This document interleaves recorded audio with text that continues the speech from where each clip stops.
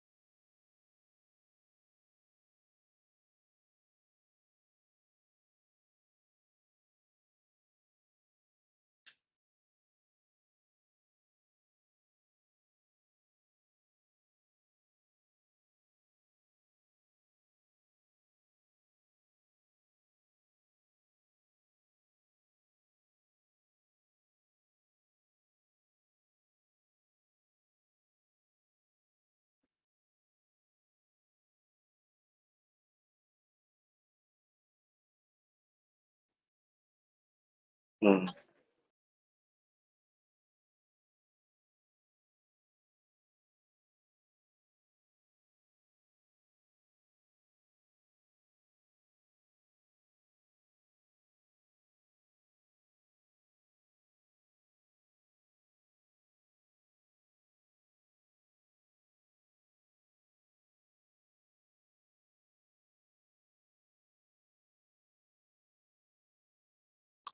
Right, good morning, everyone. Okay, good morning, everyone, and welcome and thank you for joining this Hybrids research talk. Right, so the research talk title will be the how to conduct comprehensive data analysis that meet the requirement of an impact journalist. Right, so we are also honored to have the professors Dr. Abdul Rahim Rizwan to be our guest lecturers today. Right, just in housekeeping, so please ensure that you are unmute your mic throughout the sections, right? And then the video is actually recording, so whoever who are unable to drive through the sections, please ensure that you're also able to view the recording later on, right? So without further delay, let's welcome Dr. Adu to begin his talk. Thank you, Dr. Adu. Over to you. All right, thank you very much, Dr. Lichi. First of all, I would like to extend my gratitude to Dr. Lichi as well as Dr. KPJ for recommending me as your adjunct professors in your faculty, and it is my honor to be able to have this sharing session today as part of my contribution to your faculty. I am very pleased to meet everyone here, especially the new one, and of course I am also grateful for those who have attended any of my webinar before from other organizer. It's my pleasure that today we have another interesting topics that I'm going to share with all of you, and this topic will be also blend together with my experience as a researcher, yeah, in the past 17 years, working at University of Jemara, Malaysia. Okay, the topic is about how to conduct comprehensive data analysis that meets the requirement of impact journals. And maybe a little bit of my introductions. I am actually working now as a senior fellow at Institute of Big Data Analytics and Artificial Intelligence. My area of specialization is economics. Basically, for your information, my expertise is actually in the secondary data. Okay. However, I do have some paper published in primary data, and I also supervise PhD student in primary data. But for this sharing session, I will try my best to blend this idea together from the primary and secondary researchers so that I will be able to reach hopefully from my sharing, I will be able to give some better insight to everyone. Yeah, whenever you are from the primary or you are from the secondary research backgrounds. Okay, so yes, publishing is one of my norms. Yeah, as a lecturer here in UiTM, I publish quite few numbers of paper in Scopus and WS. Almost every year, I will publish about 15 to 20 papers in reputable journals such as WS, Scopus, and to these well-known publishers such as Springer, Elsevier, and so on. And through these accumulations of experience, I have some kinds of confidence that I think that I have some things that I can share with everyone, especially the novice researcher, about the strategies of publication. However, for today's session, we emphasize more on data analysis, okay, choosing the right data analysis to match with the high impact journal requirements. Okay, in terms of my reputation, I am still I can say that I am at the intermediate levels of researcher. I'm not yet recognized as top 2% scientist in the world or top 5% and so on, moving towards that direction. And I'm sure that maybe among you, you are more prominent researcher than me. However, one thing for sure is that although whatever stage are you now, even you are the top 2% or maybe top 5%, or maybe you are beginner or medium and so on, learning never stop. Okay, we should learn more and more from different peoples, because different people will have different kinds of exposure or kinds of experience that maybe some of the tips that will be shared to during the webinar match with your interest or match with your personality, for example. Okay, so hopefully, so this session, I hope that I can help you to get some ideas on what kinds of levels of analysis that actually you can prepare, that you have to learn, and so on. Then you can match with the journal requirement, especially the high impact journal requirements. Okay, so one question before we begin. Okay, let me close my video because I don't want my line to a bit lagging here, because I'm at the village area, my campus in Malacca. So let me close my video first. Now, okay, I will proceed. Okay, one question before we begin.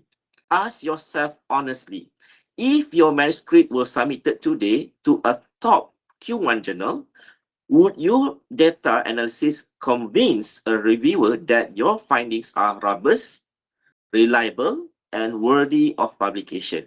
Okay, so this is the key term, the keywords that we're going to discover in more depth. What do we mean by robust?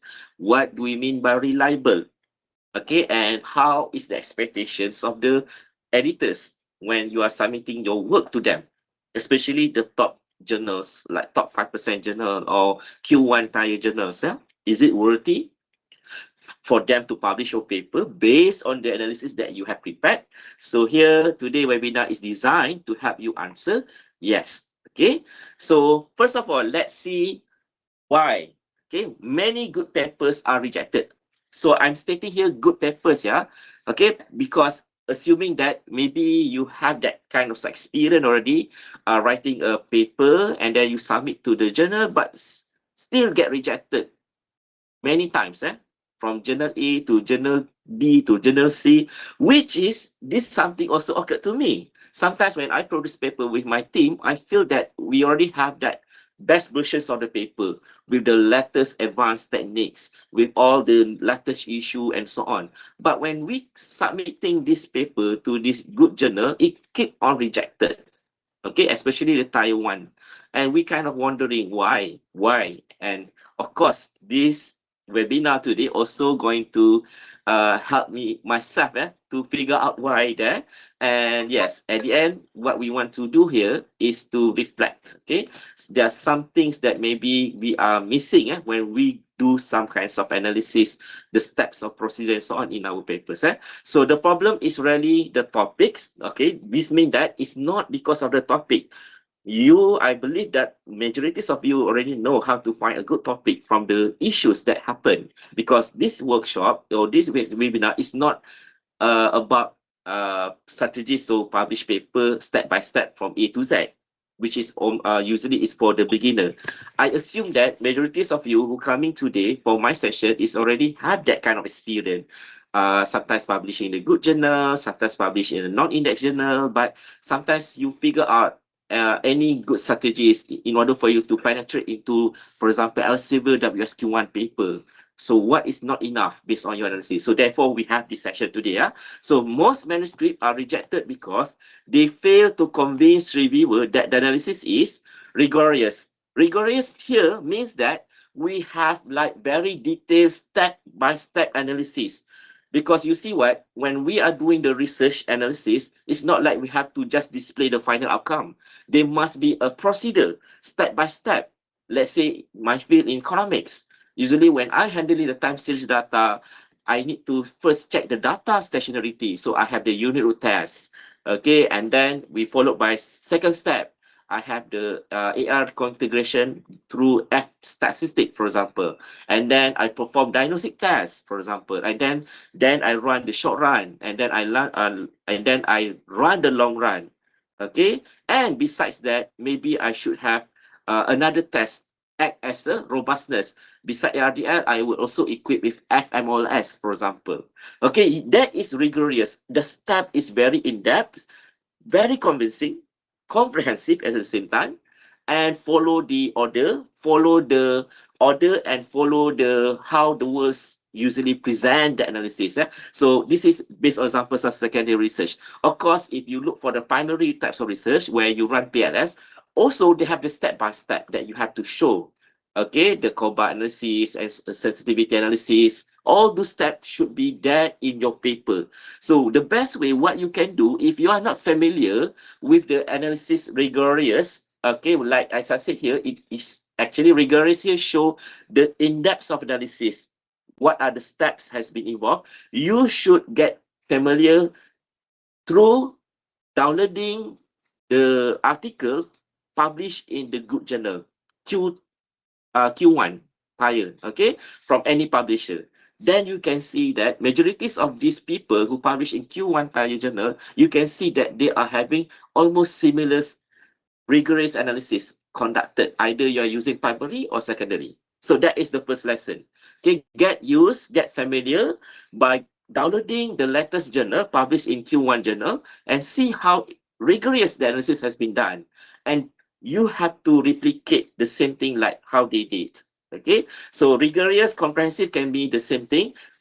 Comprehensive means that you have very detailed analysis been done. Not only 1, 2, 3 only, it have so more. You can also offer some other analysis like causality test to see who caused who, for example. So this can also add up the elements of comprehensive. And then your outcome must theoretically justify. Okay, so what do we mean by this third point? Okay, you have the main model, you have the independent variable, you have the DV, for example.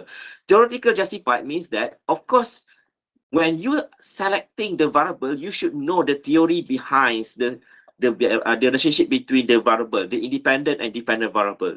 So when you got the outcomes of positive significant or negative significant and so on, you need to be able to justify theoretically, give the reasoning why and so on, and then it will give a meaningful output to the reader. So the reader does not want just to read the numbers. You have to put the justification, the citation, and so on in the context of your study. So therefore, you add some body of knowledge, new things in the body of knowledge. So it should be theoretically justified. They must have some kinds of how say it, proven, or some kinds of justification of why it is positive relationship, why it is negative relationship. Okay, that's what we mean by theoretically justified statistically. Okay, and when I use the word statistically here, means that let's say you have 5 independent variable, you want to target to publish in high impact journal, but only 2 variables significant. Is it accomplishing the rules of thumb to publish in a good journal? No. This one also means that you have to have at least the majorities of the outcome must be significant. Like if you have 5, at least 3 variables should be significant. If you have 6, at least 4 or 3 it could be considered. Okay, it's not like when you have like 5 to 6 variable, only 2 variables significant. So how that can be impress the reviewer later on, or how that finding can add up to the policy recommendation, because very little variable significant, meaning that there's something happen in your model. So you have to double check, maybe the procedure and so on. Okay, maybe the match of the variable is not there, is not good. Therefore, there's a reason you have to ensure that the models is theoretically justified as well as statistically significant. Okay, and then should be sound. Okay, sound meaning that it should be convincing. Okay, that okay, the outcome can be acceptable in the context of Malaysia, in the context of Singapore, in the context of Philippines, and so on. It do relate the situation. Okay, however, if does not relate the situation, this is the novelty. You have the chances to use your understandings, your idea, with a little support from other study, to defend why the outcome is against the normal things happen in that particular issues and so on. Okay, that is some. Okay, what do we mean by reproducible? Okay, reproducible here means that your research have some kinds of growth. Your research can be grown in terms of the issue, in terms of the implication, in terms of the scope, in terms of the perspective. So there's many more things that you can venture, you can add up in the future research. That we mean by reproducible. Okay, you have that kind of extension. That's why it's good that in your paper you do include the limitation, because when you have the limitation, you acknowledge that your research is not the final versions of the paper in that particular area. Your paper do address some kinds of limitation where other studies can replicate and also find the solution for this limitation and introduce in their study. That we mean by reproducible. Okay, capable of answering the research question. Of course, that should be stated in your introduction when you addressing the issue. Your result, the estimation, the method that you use correctly being selected to address the research question. And last but not least, there is a strong analysis that's transforming the ordinary data into publishable knowledge. Okay, that's why I'm saying that, yes, there are some sections that you can just explain the numbers, but there are sections that you have to explain behind the numbers. It's not just numbers. You have to give a reasoning, justification, citation. That is in the parts of discussion, where this is the part that you learn more. You get more knowledge on the findings of the research. Okay, so this is why. So this is why many good papers are rejected. If let's say you are not having these elements. Okay, so if you have maybe some one or two witnesses, not all, but still have the rest, is still considered okay. Sometimes the reviewer will highlight these things in your revision stage. Okay, but if let's say you do have this paper with your analysis matched with all these elements, usually you will able to have the good feedback to the editor, meaning that your paper will be go to under review stage. Okay, under review stage. Okay, now. Okay, so what are the common hurdles faced by emerging researcher in journal publication? I add up some additional slide from my other webinars topic because I feel that this is matched with my today's seminar. Okay, one or two. Okay, let's see one by one. What happened to this researcher? Why they are not able to publish in the good journals, or what kinds of difficulty that they might face when they want to publish in the good journals? Okay, number one, the unfamiliarity with the publishing norms. Okay, especially for the novice researcher where you not yet mastering the jargon, the technical writing, the style of writing, how to produce the result in the forms of the table. So for the beginner, you have like 200% more effort as compared to the rest, because you need to get familiar first. Okay, and then beside familiar in writing, you also need to get familiar in how to submit your paper to the good journals, because some of you might feel lack in the terms of confidence, that you feel that it's so hard or so difficult to submit your paper to the recognized journal, so end up you didn't want to try. So that is not a good step. You have to try, and then you get familiarity, they get some ideas in the system, what they are going to ask you, what things that you have to add, what things that you are required to put in. So that kinds of publishing norm must be there for everyone to learn and experience. Number two, inadequate research design. Okay, so research design here is meaning here is about your main, your theoretical frameworks, your overall studies. Okay, like maybe so surface.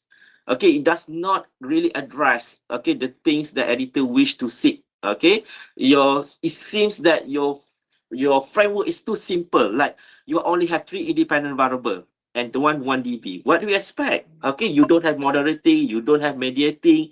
How that levels of research can aim for high impact journal? So that's why I'm saying, if you want to find out a more detailed versions of research design, you go through this well-known journal and see the latest paper published in their latest issue. You can see that how in-depth this researcher around the world, the standard that they use for the research design, that you can get some idea and maybe you can try to put it in your paper to have the similarity in that way lah, based on your context of your study. Okay, some also having the problems of limited resources. Maybe they don't have the fund for the collecting the questionnaire, or maybe they have no money for APC because they are relying too much on APC journal. But for your information, relying too much on APC journal is not sustainable. Okay, you should upgrade yourself as a researcher, mastering your writing techniques of publication and so on, so that you can aim for the non-APC journal, the one that without any payment. For this is my direction now. Okay, in the last 2 or 3 years, I publish more paper in the non-APC journal, and I'm quite happy and satisfied because I feel that number one, because I save the taxpayer money. Number two, I feel more satisfaction, in deep satisfaction, because the process is a little bit more tougher, but you gain more things from your journey to publish your paper, the experience to do all the revision and so on. And for some reason, I do have a lots of networks that can funding my paper freely up to 10,000 ringgit. But I never looked at as an option, the first option for me to publish in the APC journal, because I always say myself that it's okay. Maybe I will use that money if, let's say, I have to fulfill the minimum KPI as the adjunct professor and so on. Or maybe that could help me in certain way where maybe my paper is being rejected so much until at the point I feel that this paper might have the chance if I go for the APC journal. That will be the last resort. But if, let's say, the paper is fresh from the oven, baked by me and my team, I will not straight away submit to the APC journal. I will try my best first, submit to the non-APC Scopus Q1. So this meaning that we don't want to rely on APC. Okay? In our career as an academician, as a researcher, we want to show that we have the quality, we have the standard, that we're able to publish more in the non-APC journals. Okay, now, besides that, maybe in terms of language barrier, but this can be overcome. You have ProReader and so on. Even I'm not perfect in English, even you can see the way I'm do some I also have some mistake when I having a conversation with you now. It's just about confidence. Okay. Okay, but in terms of the language, you cannot have that confidence. You need to send your paper to the English professional reader. If you have the friends or the team member that is good in English, you can pass to them. Let's say if all your team members does not have that excellence in English language and so on, please consider to get help by sending your paper to English professional proofreader. Maybe you have to pay a little bit. You can share the money among your team members. It does not much, but we want to produce the best versions of the paper with minimum mistakes in the grammatical errors, so that we can impress the editor when they first see our paper, to check our paper's quality. Is it matched with them before they agree or not to submit to the paper to the next round, which is reviewer stage. Okay, fierce competition. Yes, correct. We have fierce competition. All these journals, especially the free one, they are very having long list of people submitting the paper there. But based on my experience publishing in Springer, in the last 2 years, last year and this year, I already published about 19 paper in Springer Journal. Okay, this year is already 7, last year about 10. You know what? It does not take me long time to get my paper published in Scopus Q1. Okay, it takes roughly about 4 months only. For example, quantity and quality is a Scopus Q1. It's about 4 months only, free of charge. Okay, they offer hybrid. You can pay or you can also choose the hybrid, but it just take about 4 to 5 months only. Okay, between Elsevier and Springer, I love to send my paper at Springer because the the dashboard, the system of submission is much more user friendly. It takes quite very fast for you to receive the email either your paper going to be rejected or not. Usually in the based on my experience, about 5 days you will get your decision. Either your paper will be selected for the next process, which is a reviewer stage, or maybe your paper will be rejected and they will offering you to another journals using the transfer system programs. Okay, and then lack of networking mentorship. Yes, you in the research world, you cannot work alone. You have to work collaboratively with other researchers, not only from your faculty members, also from outside your university. Okay, networking, like myself, I have a vast network in my LinkedIn account and my Facebook. So my research team is always active. I always have paper, writing a new paper, revision of the existing paper is a everyday works. Okay, now it's already about 49 papers under review or rejected. Based on my record right now, about 49 papers review and under also some are also rejected where I need some time to polish back the paper. So that networking helped me to continuously evolve actively in paper. Either I'm being invited in the team or I the one that develop the introduce the team first. Introduce the team and then inviting my friends across the country, across the university to be part of my team to produce the paper together. And sometimes I also involve a prominent researcher into my team, those who are top 2% scientists in the world, so that I can also learn from them. Okay, so that is also something that you have to train yourself. Negative peer review feedback is common. Do treat this as a challenge. If let's say they don't give you some kinds of constructive comment, never mind. Maybe they are not in the good mood to give you a constructive comment. Keep on sending your paper to another journal, and so on. Some paper, when you submit and rejected, they're willing to give you the ideas of how to improve your paper. I have one paper here, 9 reviewer give a very detailed comment. Only one reviewer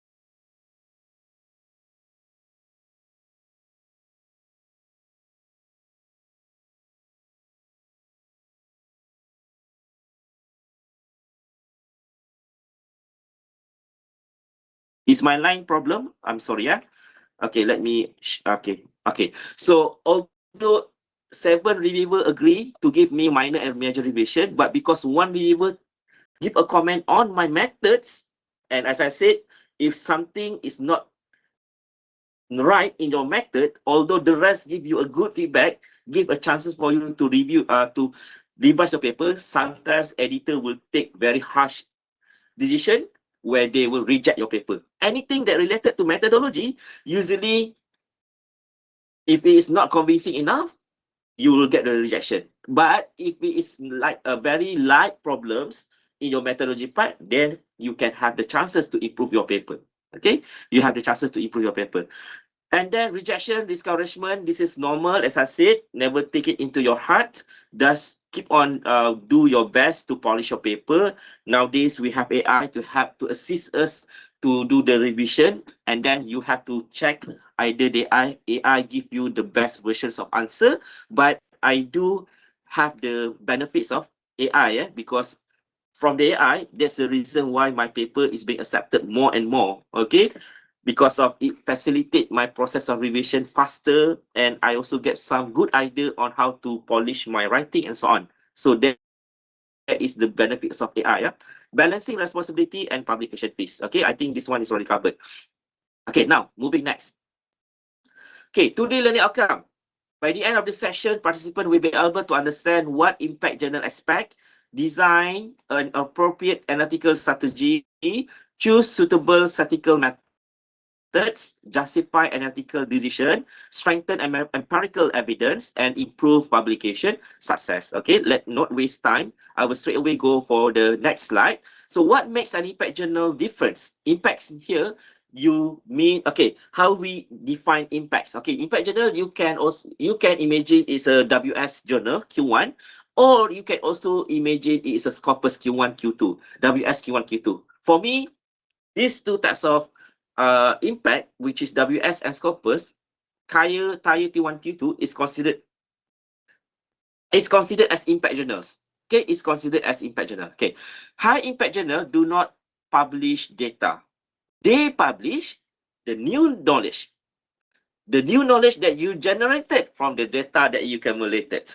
The convincing evidence, the methodological rigor, the theoretical contribution, and the practical implications. So this is the key highlights. What is the things that editors from the high impact journal will looking forward when they go through your paper? Okay, the knowledge must be convincing, that with the evidence, the methodological must be detailed enough. You have the standards of the analysis that you run, like similar to the rest of the researcher that also published in the good journals. You have the theoretical contribution based on your finding. Either your finding is expected, your expected sign is against or not. You still have the convincing justification. You also have the practical implication, because practical is derived from your outcomes, yeah, where you introduce the policy recommendation. That is the practical implications. Okay, and the data analysis is the bridge connecting all these 5 elements. Okay, so using the right data analysis, okay, would be able to bridging all these 5 elements together. So accumulating the levels of data analysis is very important to everyone here. Let's say, if you are the primary data user, you should know how to run the latest software of the PLS, for example. Okay, how to, you should be very up to date in terms of your knowledge requirement. Like me, I'm focusing on time series data analysis.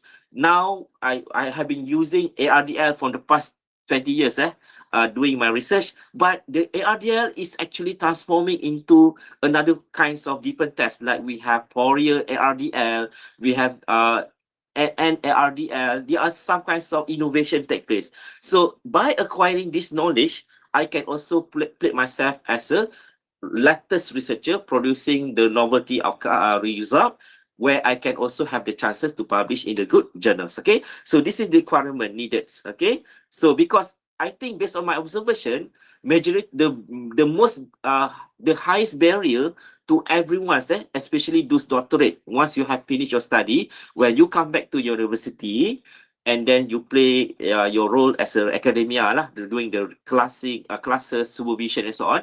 But the thing that maybe you are lacking is upgrading your knowledge on analysis. So end up you having more difficulty to publish your paper in the good journals. So that's why investing time and entering all these publication workshop, especially on enhancing your knowledge analysis, is very important. Even me, until now, I try not to miss all these workshop introduced by USM, maybe from private university or some sort, that I can gain more knowledge on the techniques analysis, because technique is like another heart of the journals that editor will look in detail. Is your analysis achieve the standard of the Taiwan? If your analysis is not strong, is quite surface, your paper will be rejected. This will be happen. Okay. Now next. Okay, for information, when you are publishing a paper, this is the sections that I believe everyone should already aware. We have the title, author, affiliation, and then abstract, keyword, introduction, literature review, methods, result and discussion, conclusion, policy recommendation, acknowledgement, and references. Okay.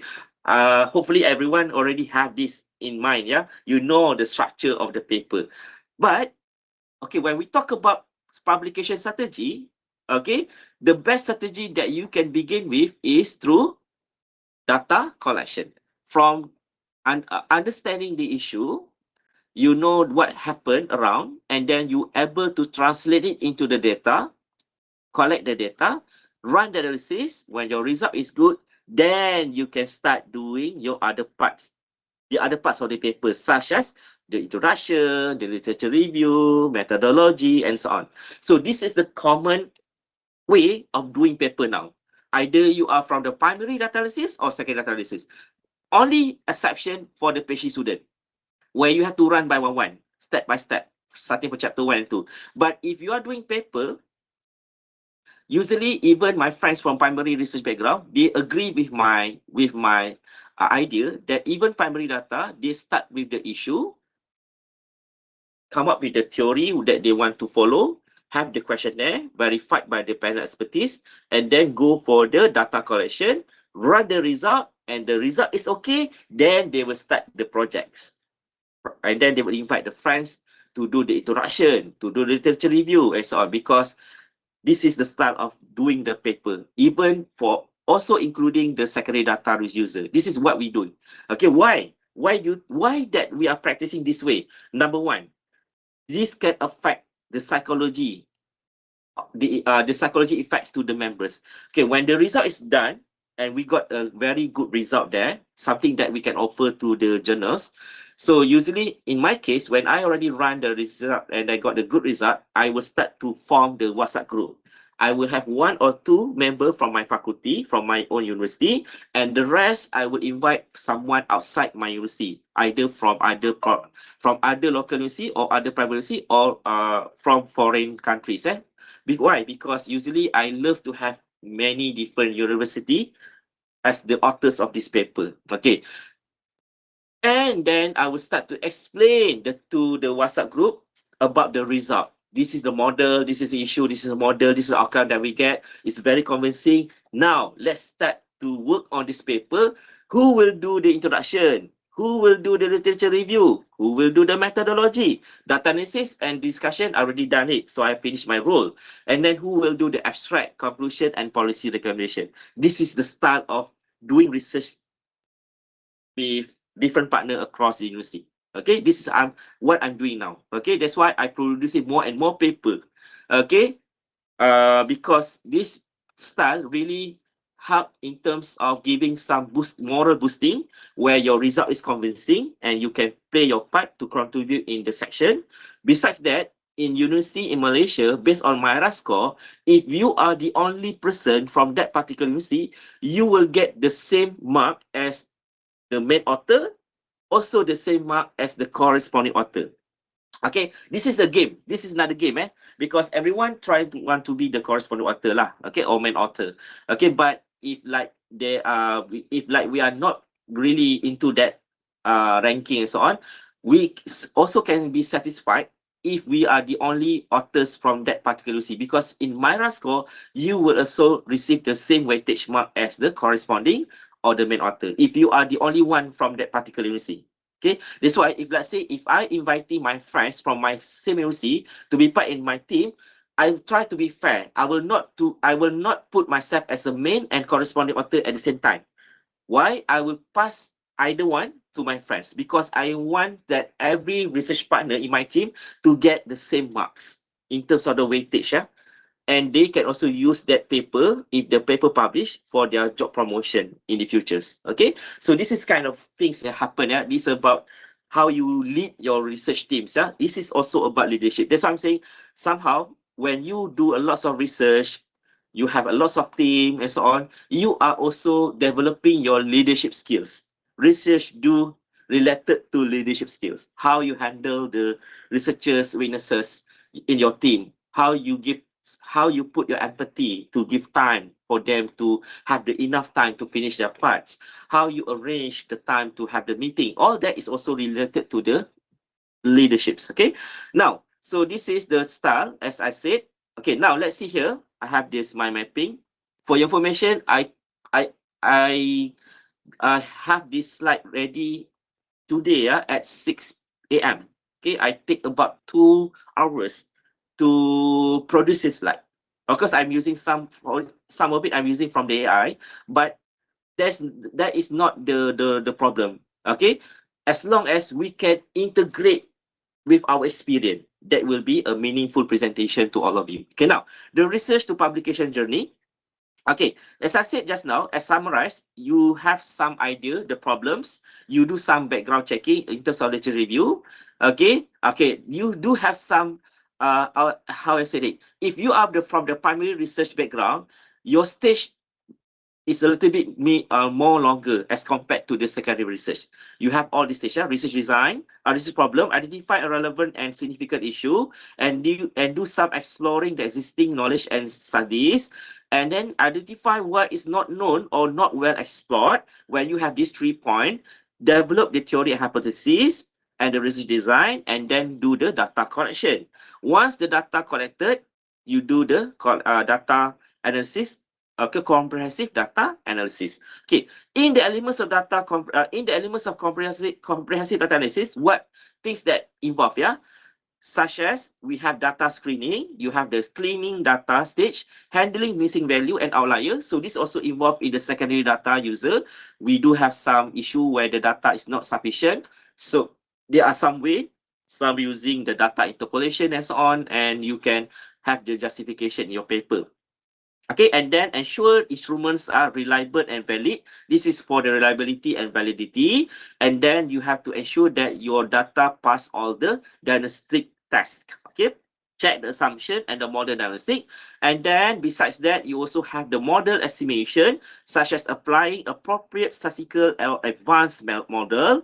Robustness check, meaning that you have some alternative analysis to pair with your main outcome so that it will be much more convincing. And then where you're going to do a critical interpretation where you have to ensure that it makes sense, where the result is makes sense in the context of theory and evidence. So you see here, from stage 1 to stage 6, the things that you have to do is very simple. But when it comes to comprehensive analysis, you have about 6 elements here that you have to concentrate on. That's why I'm saying comprehensive data analysis could be the heart of your paper. If your heart is good, your analysis is very good, outstanding, although you might have problem in addressing the issue in your introduction here and there and so on, you still have a chances for your paper to be accepted in the reviewer stage. Okay, and then you might have higher chances to have your paper accepted as the final forms of publications. Okay, so the steps, comprehensive analysis is the most intense one. And here, where you need a lot of dedication, time and money, going to this banquet, going to this workshop, learn more from this. After this, I'm sure that you have prominent professors already in your campus, in your university. Maybe you can invite others prominent professors like Prof. Ramaya, for example, who are the developers of PLS method. So learning from the expert, you will gain more and more understanding, and you might have having the strengths to publish in the good journals. Okay. After that, you go for the discussion, explain the findings, compare with the prior studies, and address implication.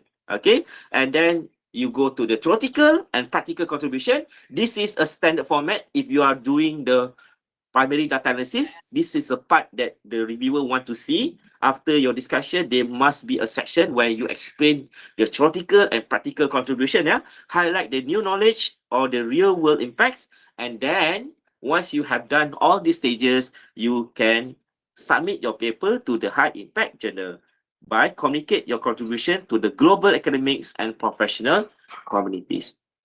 Okay, so what are the key takeaway? The weak analysis break the entire change. If your analysis is not strong, yes, your levels of paper might be ERA, might be MySite, might be other index journal. That's the solution. If you're still getting your paper published, maybe you can go for ERA or MySite. Maybe because MySite and ERA still recognized by Malaysian government. But you are not getting much knowledge if you are stay in that zone, doesn't want to improve yourself, doesn't want to learn from someone else. So that will be the hinder for you to progress as a prominent researcher. Because I see a lot of doctorate. I have friends, a lot of doctorate around from different campuses, but majority of them stop being a prominent researcher. One is because they are having a lot of responsibility in teaching hours lah. Maybe they are having 18 to 20 hours a week teaching, and they have little time to polish their research skill. So this is a challenge that they have to take. How they have to find their own way. Because last time when I joined UiTM, my teaching hour is 20 hours a week. When I was 25 years old, in year 2009. But because my passion toward research is so huge, because I want to get ready for my next journey, which is PhD within 5 years. So I still open my laptop at nights to do research, at least 2 to 3 hours. Although I'm so tired already at the days because of teachings. So this is actually written back to the internal passion and so on. So if you have that very strong passion, you will not give some kinds of excuse. You do take some serious time, 1 or 2 hours a day, to focus on your research activity. Okay, next. What does comprehensive data analysis mean? It means conducting analysis beyond basic statistics. So how do you know this? How do you know this? Please get familiar by downloading all this recent paper published in the good journal based on your area of study, and check the analysis, how they do that. I also doing the same thing. Until now, I'm still doing the same thing. I will take my time a little bit here and there to get some paper in my area, international economics, published in the Q1 journal, and I see the methodology part. Is it something so advanced, or something at par with my knowledge. If I left behind, okay, I will ensure that I will get on track by going into this workshop. Okay, so impact journal will ask why, how, under what condition, is the model reliable, is the finding robust. So this is the elements of impact journal when they look into your data analysis. Why is that? Why you are using these methods? Explain, justify. And how is, okay, why is also can be in the forms of justification on how you choose this kind of method. Why not A instead of B? Some source like that lah. Okay, why not B? And so on. Okay, so you have to know the reason. That's why you have to have the ample of knowledge on understanding the research procedure. How to conduct analysis, meaning that the way you run analysis, the way you interpret, the way you put the result in the table should be aligned together, should be in the correct order, should be correct at the same time.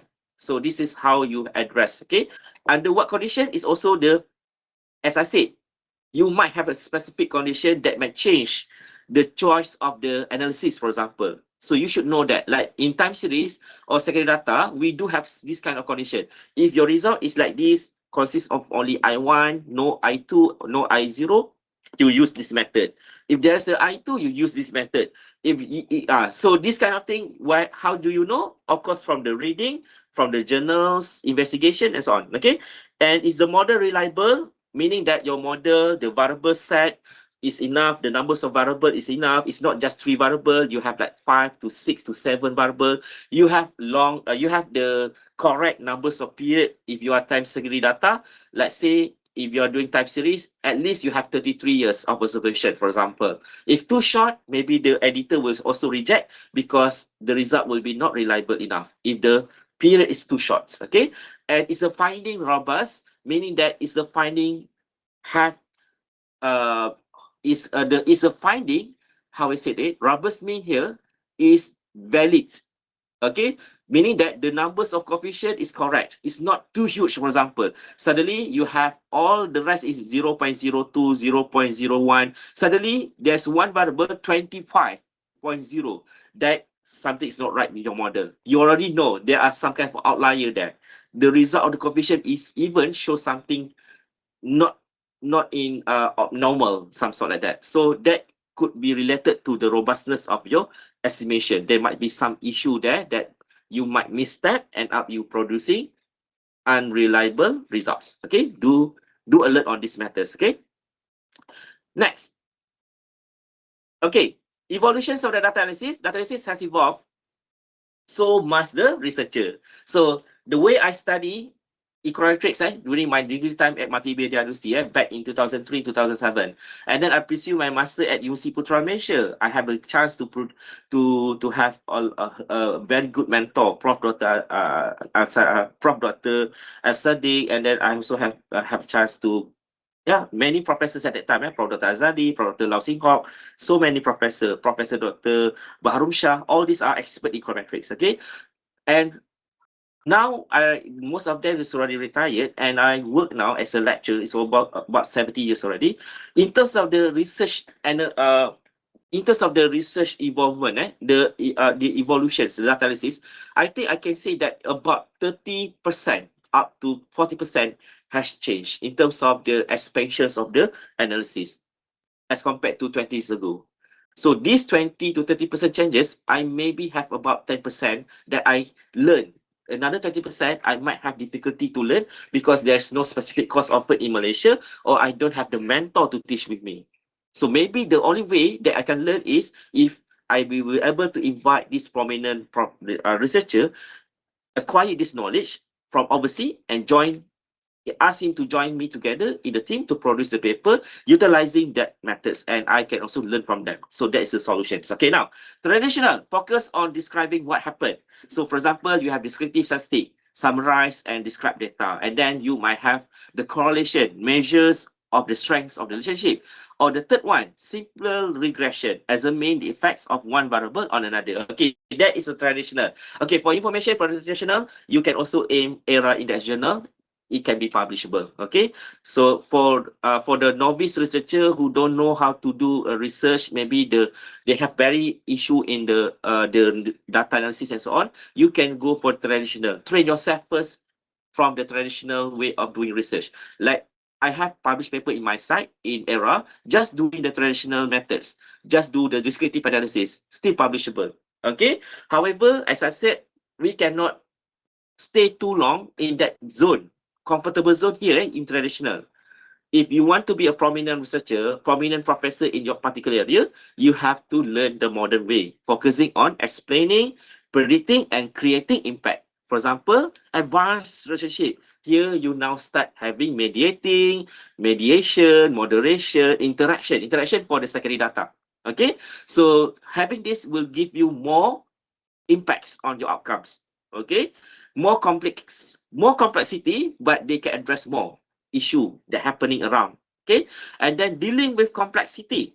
Okay, the complexity here meaning that some data, they have some natural problems that you have to overcome in the problems of endogeneity, or maybe the problems of diagnostic tests such as multicolority, the heterogeneity, and so on. Okay, so this one also you have to know how to overcome this problem. What kinds of steps do you have to do to remove this kind of outlier?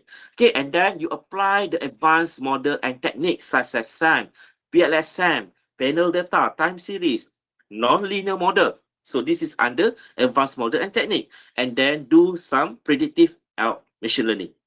Okay, this is like advancing further your analysis. You combine with the recent study, like you having the AI and big analytic data analysis in your paper. Okay, this is not the compulsory, it's optional. I have one paper published in Discover Environment. It's a free APC journal last time. So it's Corpus Q1, but I combine the time series data analysis and AI machine learning. Okay, but I do have some other paper, same way, having these two types of method from two different branches of study, but it become more and more difficult to get your paper accepted in the review process, because some of the editor, they found out that these two methods cannot collaborate together under one paper. It should be a separate paper. So because the result kind of like very different among one and another. So that's why I'm saying some of the method, if let's say in this context, machine learning might be not suitable to be paired with your current estimations. Maybe you can use something that much more common like DOLS, FMOLS, CSR, and so on. Okay, instead of a recent advanced method. So look back into your paper, the ideas of having these two methods together. Okay, back then, when you are focusing on traditional, okay, you are describing only the data, and then you'll be able to understand what happened. And then you can also do some basic statistic and linear model, and then therefore you can have limited insight and low predictive power. Okay, I just want to share with something, because nowadays I've been involved heavily in national policy making. Okay, my research is not only for the academia but also at the national policy level, where I got grants. I've been invited by my friends. Okay, involving in millions grants. TRGS, Translational Grant, Ministry of Higher Education grant, Ministry of Economic grant, MOSTI grant. All these are for a real impacts research.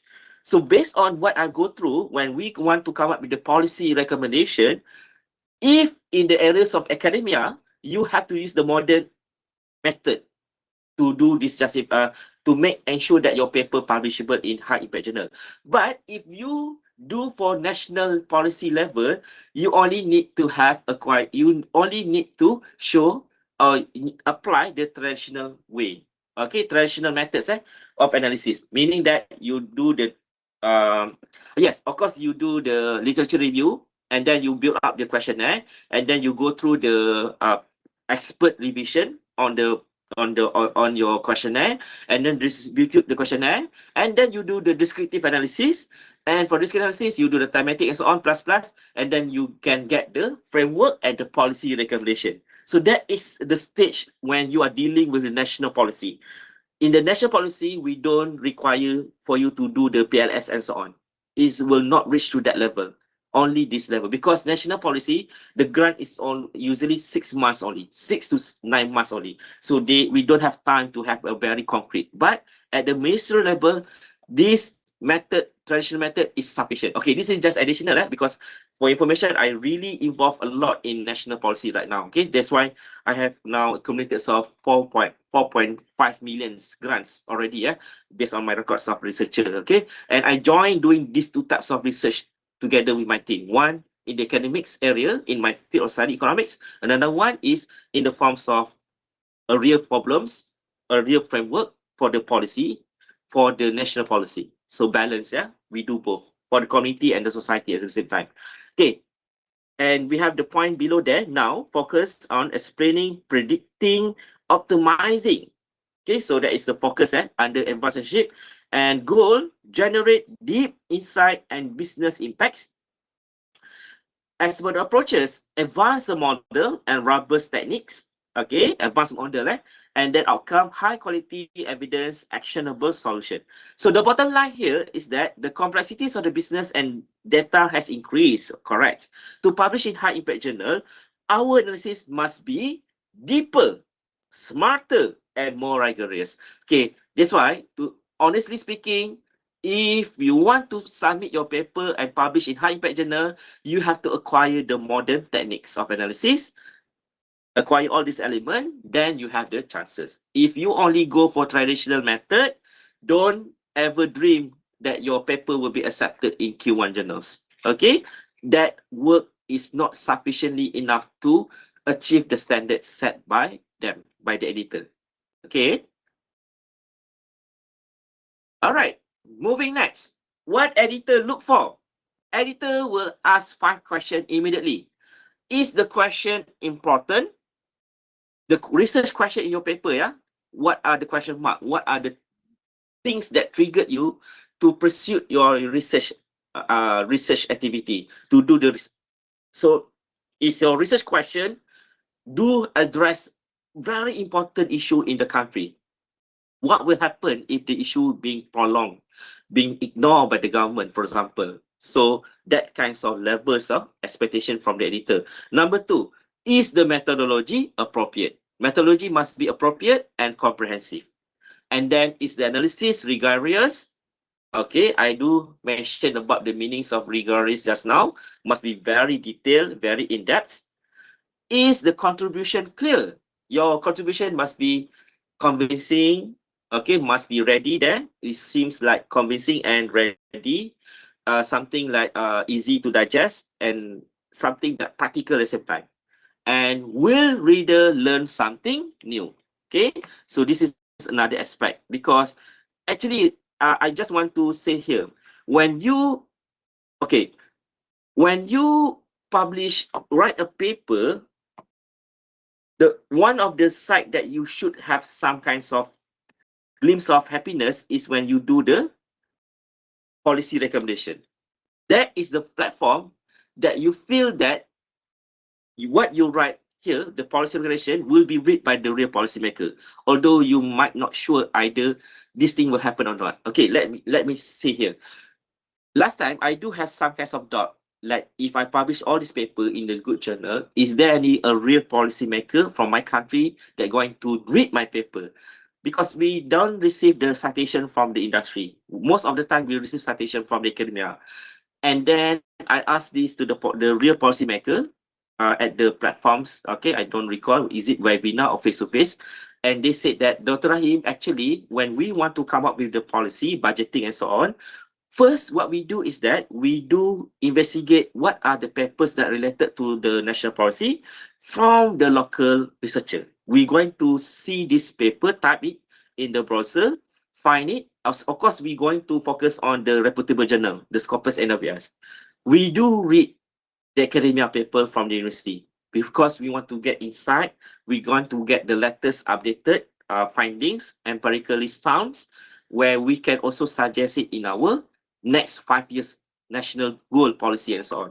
But what we are lacking here is that sometimes we did not cite the paper, which is wrong, they admit. Okay, so that's why I'm saying, okay, you do put some kinds of thoughts when you write the policy implication, believing that your paper will be read by national policy makers. Okay, and I also be invited by EPF, Employee Provident Funds, from this paper, income distribution in Malaysia. So they are finding the quite interesting this because we are talking about income gap between the races in Malaysia. So EPF want me to produce one article for them for their bulletin invitations because they get it. They get my contact from my paper that I publish in the local journal, Scopus Index from UC Putra Malaysia. Okay, so that's what I'm saying. Another one thing, trips that I want to share with you. If you are looking for the index publication Q1, Q2, you can also ensure that your paper is also published in the local index journal, Scopus as well. Okay, because national policy do check the local index journals, Scopus level. Okay, if they want to get some idea, or maybe they will invite you to apply for the grant. So this has happened to my friends, Dr. Lim Chen An from USM. He research is about building up the index. Okay, he built up the index from his study. So he published his thesis and the paper, and then people from MOSTI, Ministry of Science and Technology from Malaysia, called him. He said that, are you able to do index innovation for the country? And he said that maybe I can try. And then he invited me as one of the methodology expert panel. And another friend is Dr. Yila from also USM. And then we applied the grant, then we got it. Okay, I think the total value of the grant is about 1 million, but we got only a fraction of it, which is about 100,000 ringgit among three of us. Okay, and now we already published our works, the report, and our National Innovation Index, Malaysia Innovation Index, is also published in the MOSTI website. Everyone around the country, around the world can go read our reports and can also understand the levels of innovation in the states of Malaysia. So let's say from the paper, sometimes it can lead you to a real national policy. You are doing something for the nation. Okay, this is the objective. You see, if you want to be the very passionate researcher and you want to see what have you contributed back to the community or to the country or to the academia, this is what you need to do. Advancing your knowledge in methodology, publishing more good paper, get your good records, citation index, people you, and then you will be able to publish in the good. You might have the chances to be part of the team to do the research for the national levels. Okay. Now, I feel that the 1 hour I already passed 1 hour. I feel that it's not fast but very slow. And suddenly we have another 1 hour, and I feel that my slide is almost end. Okay, but it's okay. Maybe I have the Q&A after this. Okay, now what reviewer expect? What reviewer expect from this your paper? Okay, what will evaluate the model specification. There are so many things I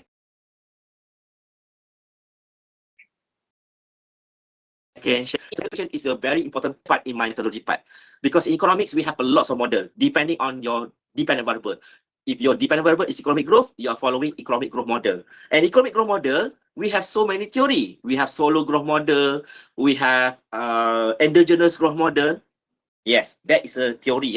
So of course, when we write down the paper, we have to choose one theory, one existed model there where you can expand the model. When you expanding the model, you explain why you add up this variable, why you add another variable that called control variable. This is model specification. The explanation must be concrete. The explanations of adding up the variable must be concrete in the context of that particular countries. What are the expected signs? Positive Y, negative Y, who are talking what, and so on. This is a model specification. It's much more relatable to secondary data. Okay, data quality. Data quality is based on the sources of data. Like myself, most of the data is from World Bank Development Center, ADB, ANTEC, IMF, Malaysia Development Department of Statistic Data, or country Department of Statistic Data. All those data that are very convincing enough. Okay, so that will representing data quality. For primary data user, usually we don't have issue of data quality because your research is a fundamental. You go into the field of works, you have already your targeted population sampling, so then you collect the data and ensuring that, okay, the data quality here is based on the answer given by the respondent. If the respondent really read the question, maybe they will answer it correctly. In terms of the Likert scale, 1 to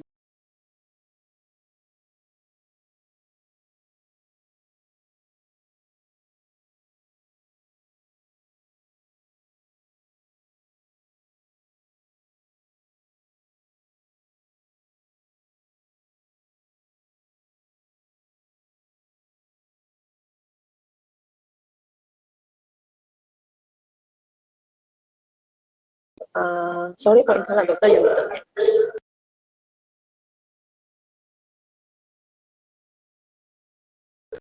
Dr. Adul, you are muted.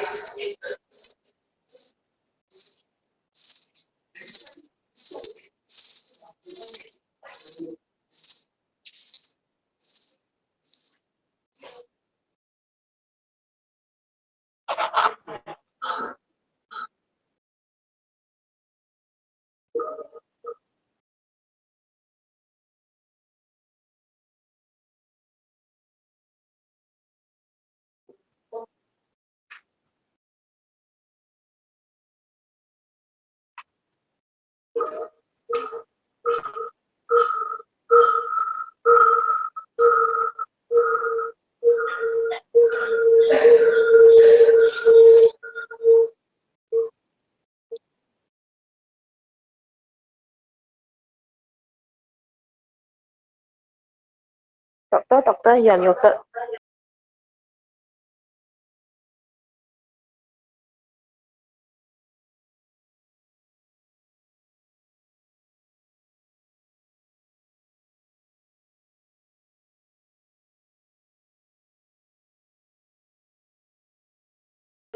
Okay, I don't know why suddenly it muted.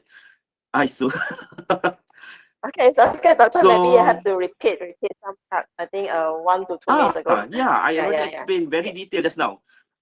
Yeah, Where should I okay. repeat now? Okay, wait. Should I start from? Wait. Here. Wait. Wait. Yeah, Suddenly somewhere I here. forget.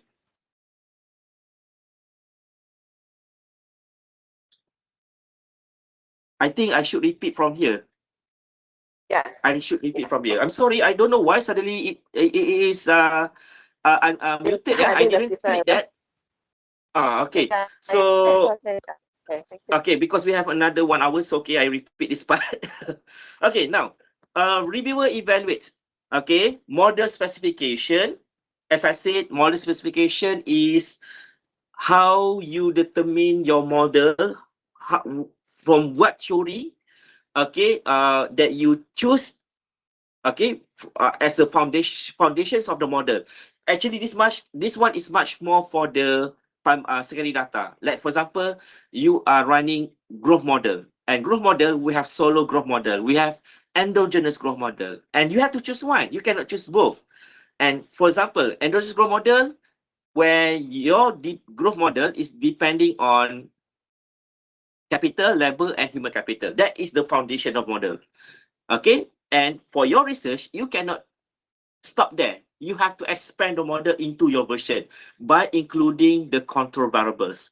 Okay, when you include the model, the control variable, like for example, foreign direct investment, trade opponent, and so on, there must be a justification in the context of the country that you choose for your analysis.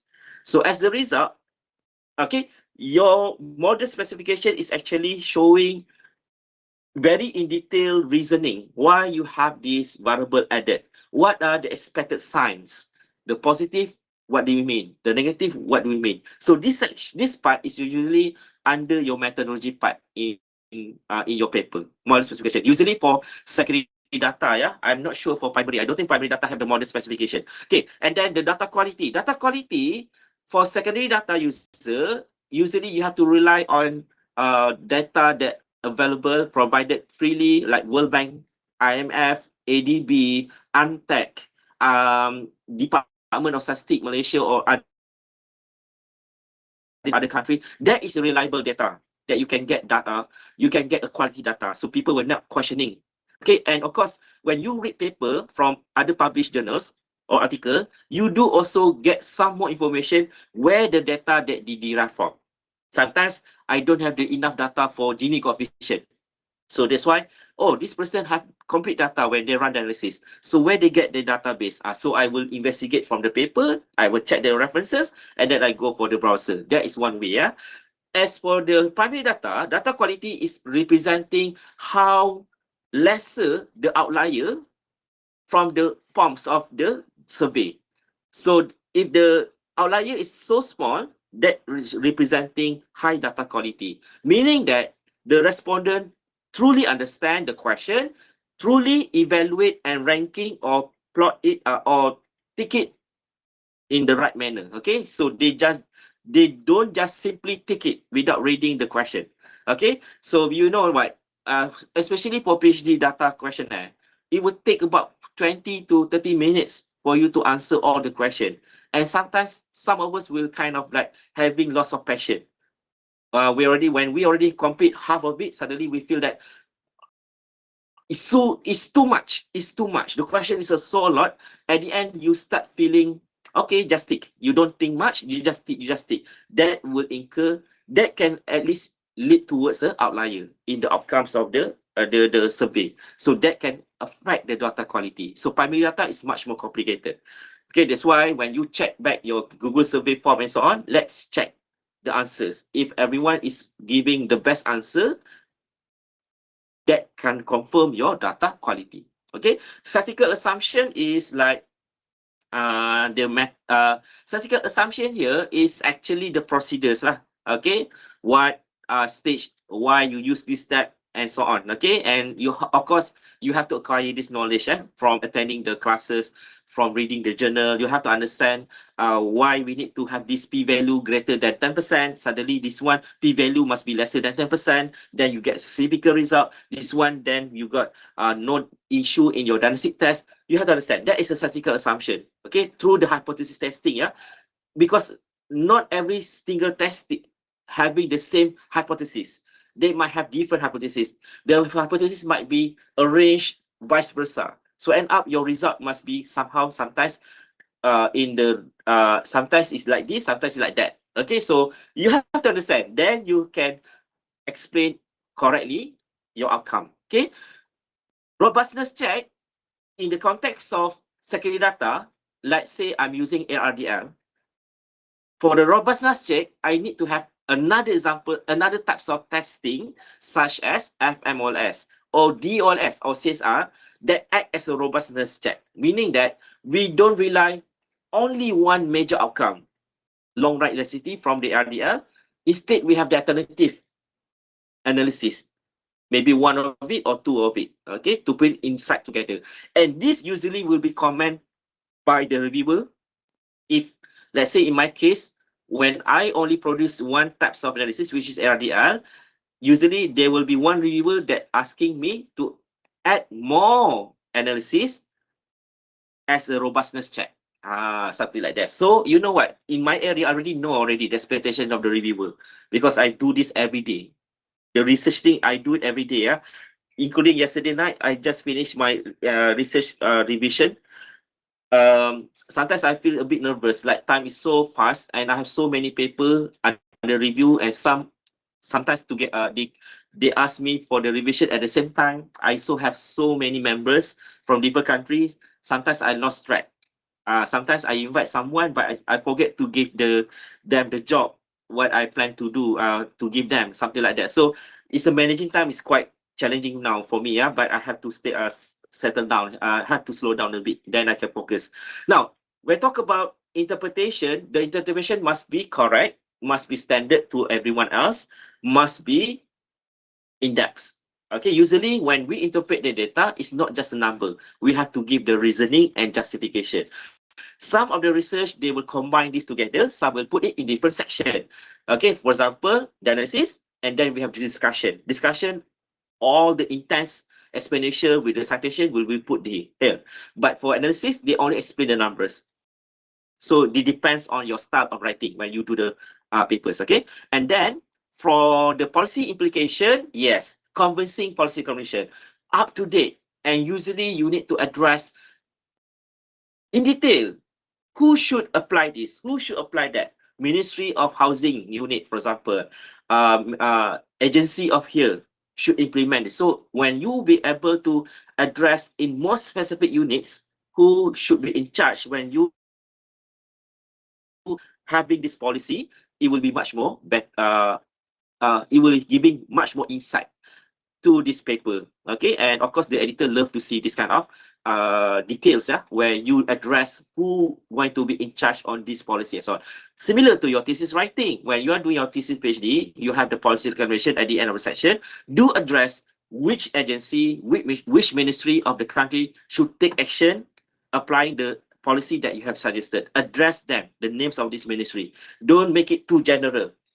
Emphasize on their role, existing role, and how they can update it by following your suggestion. So that will be much more better. Okay, now your analysis must answer every concern before they ask. Okay, so this concern lah. Okay, you meaning that when you have these levels of details address to all this, I'm sure that your analysis is already at the high levels. So then therefore you will be able to publish more papers in the good journals. Okay, now common reason for statistical rejection.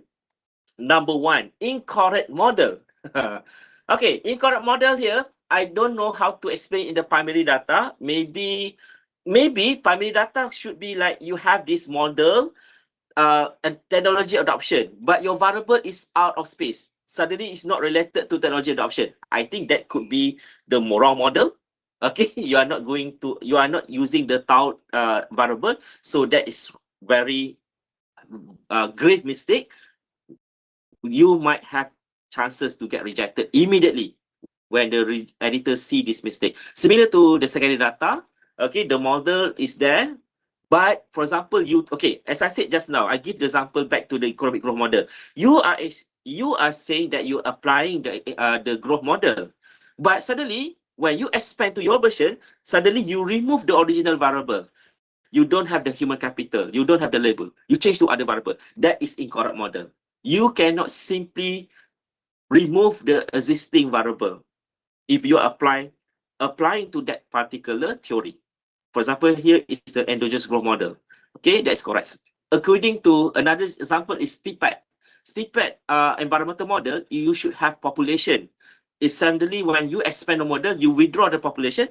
That is also wrong. When you are saying that you are expanding a STPAD model and then you remove the original variable, that is incorrect model. Wrong assumption. Okay, what do we mean by wrong assumption here is that maybe in terms of your explanations of your expected signs, positive and negative, you might have a very confusing idea on explaining the expected sign. Okay, small sample is also issue. Like case primary, you should follow the procedures, how you define the numbers of correct sample size of study population. Like case in my study, for primary data, secondary data, I should have at least 30 observation. Okay, and then that is still considered as a very small sample, but some editor, they will reject immediately, although having 30 observation, fulfilling the minimum numbers of observation, but it depends on some journals. Some journals still feel that the numbers of observation is too little. That will affect the degrees of freedom. But majority of the journal can accept it because we are following the Gujarati gurus, meaning that if you are running the model, you should have 30 observation. As long as you fulfilling this rule of thumb, your model is okay. But again, you might face someone with different ideology or different perspective. Okay, poor variable selection. Yes, variable selection is not good. Okay, I think this one you can imagine, like you are doing some very you are having very unfamiliar variable inserted into the model. Suddenly you have for example the growth model, and suddenly you have one variable about how say it, for example, HIV passion. Suddenly you have that as one of the independent variable. Of course, that is not a good way. It's a poor variable selection. I hope you understand that. Okay, weak theoretical justification, you might not having convincing enough. You are explaining theoretical. This can be done. This can be helped using AI. Somehow in the recent years, I do have getting a lot help from the AI to explain me to the theoretical justification for the unique variable, something that not been done yet in the past model, but I try to utilize it in my study. So I asked AI to give me very detailed explanation how these two variables can be interrelated. This is how you use the AI. You can get more understanding there. No robustness test could make your statistical rejection and inconsistent interpretation. Okay, so I think inconsistent interpretation here, meaning that you might still having problem in truly understanding your procedure, or some kinds of careless mistake here and there. So that should be avoided. Okay. Next, the 4 dimensions of high quality analysis. Okay, first, statistical quality. Your result must be reliable. The estimation must be reliable. So this is the first dimension, statistical quality up to that level, reliable estimation. How do you know that it's reliable? For example, all your data tests free from any problems. You don't have any problems in your model. You don't have multi-quality problem. You don't have identity problem. You don't have the model specification problem, stability problem, and so on. So that can show that your model is stable, is producing a reliable estimation. Next is a scientific quality, where it's a theory driven.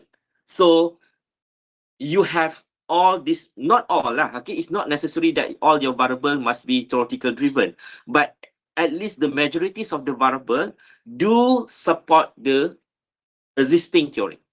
Maybe you can have one as outlier, that could be the novelty, but you cannot have too much of outlier in your models. Okay, practical quality.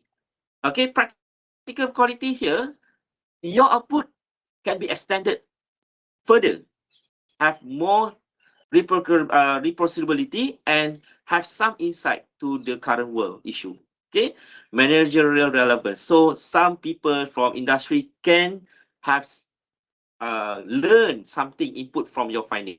Okay, and publication quality, the reviewer proof evidence. So here another evidence is that you, okay, reviewer evidence here means that you have go through the blinded review process, at least 2 to 3 stages. So you have been proved it many times by the reviewer up to the point your paper accepted.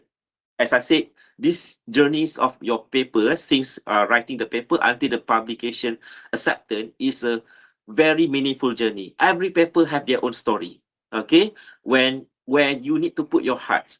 Although you are only contributing one part of the paper, you have to try your best to produce the excellent writing in your part. But actually, the person who involved mostly, when we talk about paper publication, is the corresponding author, where you are the one that going to polish the paper many times, asking for the reviewer revision from your partner, and then you have to relook back, polishing again, submitting the paper to the journal. You have that journey from A to Z, and you going to learn more, okay, as compared to the other co-author. Okay, now before running analysis, run yourself. What is my research objective? You know your objective, and you know what the model, you know what the methods that you're going to use. Okay, and then of course you know what types of data do I have, because if you are so ambitious, you have the issue but the data is not available, you will be stuck there forever, especially if you are a PhD student. If you are planning for secondary data, you have so interesting issue but the data is not there yet, you still want to do it for your PhD, you will start there for 5 to 7 years of your PhD journey. Because for secondary data, you have to apply the one that you have to choose the issue that can translate into the existing data. Okay, and then are you going to apply cross-sectional or panel or time series, or maybe experimental, or even mixed method? Is up to you. Okay, but my advice, do not combine the methods in one paper. Like for example, you have time series and suddenly you have panel estimation as well. I don't think the editor love to see this kind of things. Even in your thesis writing, it is not good to have combining methods in your thesis. It's too ambitious and not concentrated enough. Okay, this is another things that you have to know. When we talk about combining methods, should be concentrated only on one particular method, but advancing one is much more appropriate. Okay, much more suggested. Next, research and design, choosing the right approach. The design you choose determine the types of evidence you generated. Okay, so if you choose exploratory, explore a new phenomenon and gain initial understanding. So the purpose, you can discover the ideas, you can generate insight, or maybe you can identify the variables. And when to use, when little is known about the topic or context. So this is exploratory. Usually exploratory variable, exploratory here is for the grant, high volumes of grant, 200,000, 300,000, 1 million. So this is the levels of grants, where in terms of the method, you see, literature review, interview, focus group discussion, observation. And you can only use the traditional way. You don't have to use PLS for exploratory research. That's why it's much more relaxing. You can have your workshop at the hotel, 4 or 5-star hotel, have the good food, discuss with your members, explain. But it's of course the workshop usually from morning until night. But the environment is so conducive that you have time to think, okay, the idea behind the numbers together with your partners. I experiencing these things because even my schedule for August is almost full for these activities of research with my team from RD University. Okay, example MBA, exploring the impacts of AI in human resource practice. Okay, descriptive is for beginner. Like say you want to achieve KPI as a correspondent author, but you don't know how to publish in Scopus. Maybe you can publish in ERA or my site. So descriptive journal is suitable for you. Describe what is this, how much, how often, who, where, who and where, when to use, when you need to profile or understand the current situation. Okay, of course, the exploratory and descriptive is combined together when you want to produce policy for the country. Okay, methods, survey, structured questionnaire, observation, document analysis. Example, describing e-wallet usage pattern among Malaysian consumer. This is descriptive. As for exploratory, explain relationship between variable and test the hypothesis. This is where the purpose is to test cause-the effects of the relationship between the variable. When we want to explain why something happened, method, experiment, regression, SEM, panel data, time series. Example here, examining the effects of digital strategy on firm performance. Okay, for the high impact journal and so on, you have to go for the third research design, which is explanatory. Okay, either you are from the primary or secondary background, this is the things that you have to familiar with, okay, for you to have your paper published in the good journals. So match your research question with the right design. The right design lead to the right data, the right analysis, and ultimately the right contribution. Okay. Next, the researcher analytical mindset. Don't ask which software should I use. Okay, so you understand this? Okay, as I said, okay, assuming that you already have some knowledge on the research and so on, of course you should know this software used for what, this software used for what. If you are secondary data, you know Stata for panel, eView for time series, Smart PLS for this one for this one. Okay, but the software is there. It's a medium for you to translate your numbers into the meaningful outcome. However, instead of asking what software that you should ask or should worry about, you should turn into which statistical method best answer my research question. That's why some study like panel, the best one if you want to represent the answer is through panel, through Stata software. That is a software that can be used because they can have the more convincing statistical method in that platform as compared to eViews. So meaning here, you should concentrate more on the best method first. Then you can ask which software that can offer that best methods. Okay. So as I'm saying, software is only a tool. Scientific reasoning comes first. And this scientific reasoning is explored through a very detailed, in-depth software, statistical methods in the right software. Okay, in the right software. Okay, so don't ask the software first, but ask, okay, for this method, which one is the best if I want to display this method? Okay, then, okay, this software offering this method. Okay, so you can use this method. So you don't ask straight away the software, but instead knowing first what are the best statistical method that offered by this software. So now, so next is modern expectations of impact journal. Impact journals increasingly expect a multiple analytical approaches. Okay, multiple analytical approaches here, as I said, it's not like we are combining the test, but you have like as I said, okay, I may have a problem to explain this point. Okay, what I understand is that for multi-particle approaches, maybe I'm not familiar for the primary data example, but for secondary data example, okay, maybe this also refer to the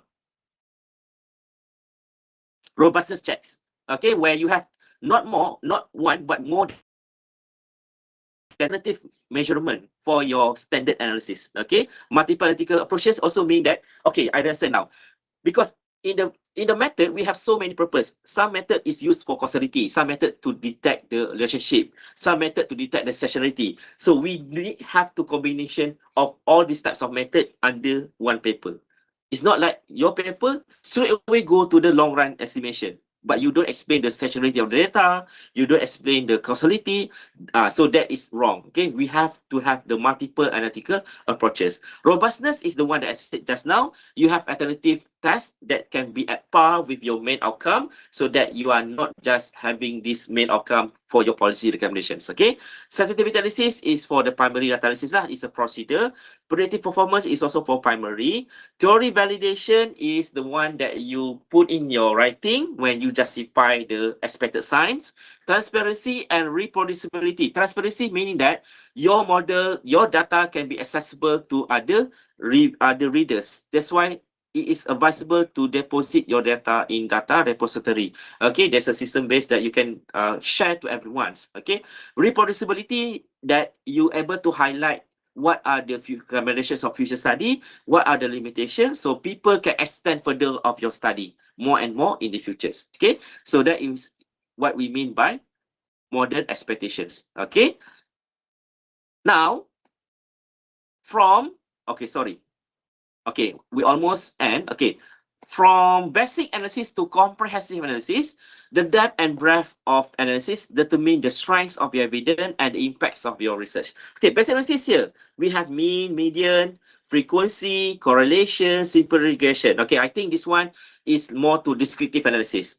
Okay, however, comprehensive analysis focus on the variability, the reliability. For example, here to ensure the quality and accuracy of measurement. That's why we have the validity and reliability test. And then you also have the diagnostic test by checking the assumption and model adequacy. Okay, you also need to try your best to apply advanced estimation, where you use appropriate model to capture a more complex relationship, especially when you add up the mediating, moderating variable and so on. Okay, and then you also have the robustness check, where you can test the stability of the result across different specification or different alternative outcomes. Yeah, and then you also have sensitivity analysis. This one for primary, examine how sensitive results are to changes in data or model. And last but not least is interpretations and insight, where you can translate result into a meaningful theoretical and practical implications. Okay, I'm sure that the more you do this kind of training, writing, the better and the wiser will be you. The wiser you will become as a writer. Okay, you get the jargon, you acquire the technicality, way of writing, you know how to write naturally and so on. Okay, and the outcomes here, it will produce more accurate estimate, more reliable findings, stronger theoretical contribution, greater practical relevance, and higher chances of publication. Okay, so here I would like to share the comprehensive data analysis framework, a systematic roadmap to turn raw data into credible, publishable evidence. So again, you can see here from below, you can first start with data problem identification. Problems, we have so many issues happening around us right now, the war, the necessity, the business thing and so on. Okay, define the research problem clearly, and then formulate the research question and objective, and then do some homework on research framework, review the literature, develop the theory, build the conceptual and framework and hypothesis, and then start the data collection, where you need to know what are the sources of data, choose the sampling techniques, collect the high quality data, and then do some data screening, check the missing value, detect outliers, assess the normality, prepare the clean data set. Okay, and then maybe you can fill up the missing data with the right methods, such as data interpolation, and then run the diagnostic test. This one depends. Like my case, digest test is can be done when we have run a specific test. Okay, so you can also run basic test, model estimation, choose the appropriate model, and then robustness check, interpretation, and then publication readiness. Okay, I just want to add, let's say if you are begin with data collection seriously because you know already your issue. Okay, you already know your issue clearly, and then once you get the result, robustness check and so on, interpretation is good, then you can start build up the team. You can start invite person to do the introduction, literature review, but you as the correspondent author, you have to explain about the outcomes, the process that you have go through. If you can work alone, when it comes to the data collection. But in my case, as a secondary data researcher, I don't have problem to work alone for the data regression. It's easier, it's easier for me because all the data is already available in the internet. Okay, but this is the common practice, a practical one that we can adapt if we want to produce a good manuscript through a partnership, smart partnerships, with research partner across the countries. Okay, so here is the reputations that you can choose, that you can a little bit more insight on the reputations of the publisher. Elsevier is still number one based on my opinion. It's quite hard. It takes longer time for you to get the feedback. The system is quite okay nowadays. Okay, it's much more better as compared to 5 years ago. But the competition is really huge here because everyone aiming to publish in Elsevier. Okay, if you want to go for much more faster pace, user-friendly manual systems, and you can go for Springer Nature. We have a lots of field of study here, also 5-star, and also the acceptability is also quite high for the middle level of researcher and upper researcher. So that's why at my stage right now, I concentrating most of my paper in Springer Nature, and I prove my record 90 paper in 2 years. 80% of the 90 paper is free access. It's a free NPC without paying any fees. And another 20% is using the they give the waiver or some kinds of fine to fund the APC. But I really promoting Springer Nature, so you can try if you want to start to submit your paper to high impact publications.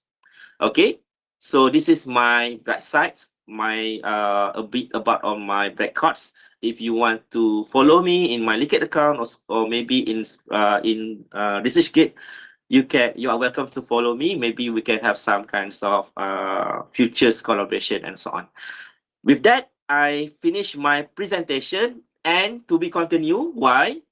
Because I have many others potential workshop that I can offer to all of you through UCSI, maybe strategy or publication on Springer, or maybe in other related topics. I wish that maybe we can have another arrangement in the futures, because yes, I'm very glad that I will be able to share more to all of you here. Okay, that's all. Thank you very much. I open to Q&A.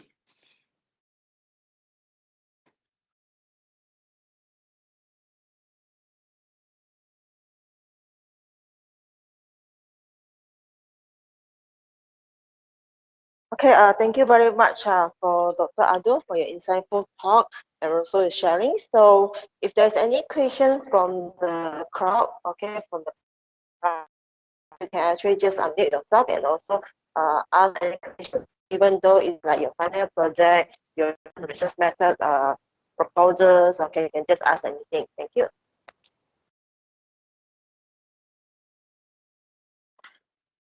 There's one question in the chat. How can we balance statistical quality with practical relevance so that our research is both academically rigorous and useful for the real world decision making?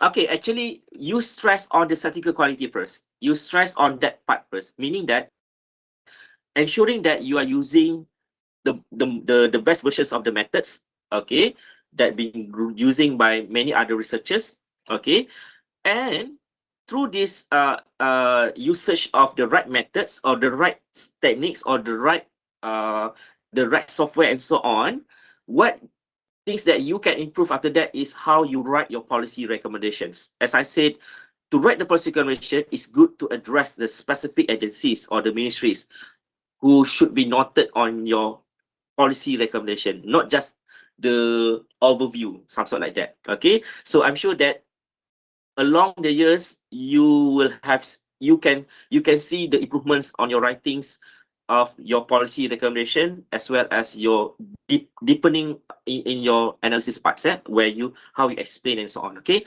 so because at the end, when your research is very detailed, rigorous, and so on, with all the element I said, you will able to convince people who read that yes, your paper might do have some things that can offer to the real world. People might gain that confidence because your method is already that levels. Yeah, assuming that if your method is so low, not achieving the standard, people don't bother with your practical solution in your paper.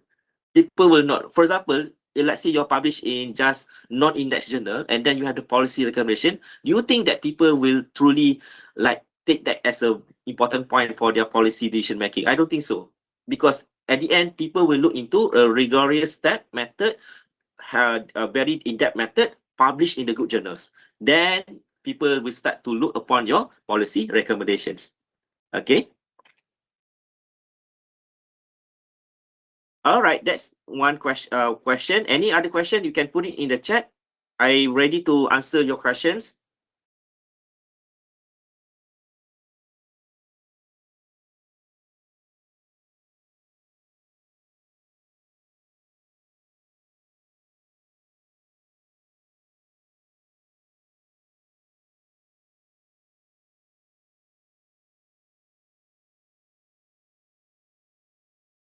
Okay, any other questions? It's open to everyone. You can ask any questions relatable to our today session or not. It's also okay, fine.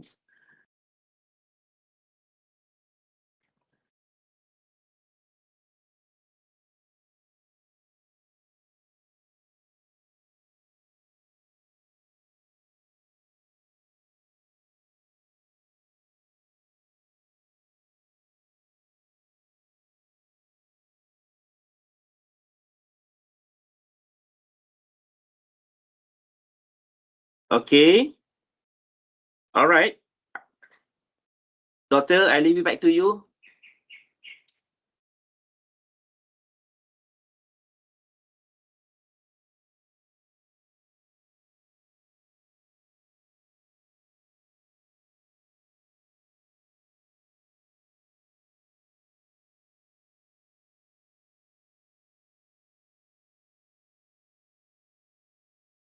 Okay, thank you very much for Dr. Aldo for your sharing and also Q&A sections.